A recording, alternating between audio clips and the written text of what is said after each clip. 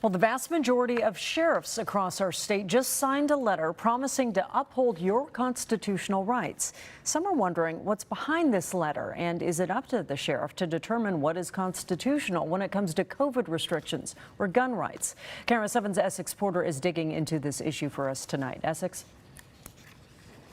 Monique, the sheriff who organized the letter says it's a response to worries that he and other sheriffs around the state have been receiving from their communities. But a constitutional lawyer says it could undermine the public's confidence that they'll enforce the law even-handedly.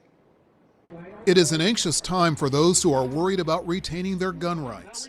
An anxious time for those unhappy that COVID safety rules may restrict individual freedoms. I think the message we want to send is we want to minimize their fear.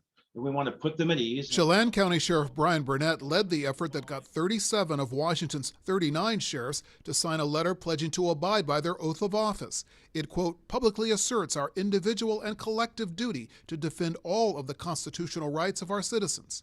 But during the pandemic, some sheriffs have refused to enforce COVID safety mandates. And in the past few years, some sheriffs have publicly announced they won't enforce newly passed gun safety laws.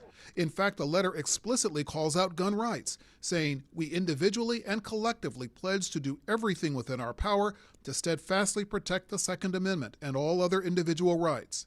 Sheriff Burnett says constitutionality should be decided by the courts, but so there could be a time down the road where the sheriffs may have to decide as a chief law enforcement executives of their counties that they would say this is what we are or we aren't going to enforce. We spoke with constitutional lawyer Jeffrey Needle about the letter. It's dangerous because it shows an extreme bias by the sheriffs of Washington state in favor of Second Amendment rights.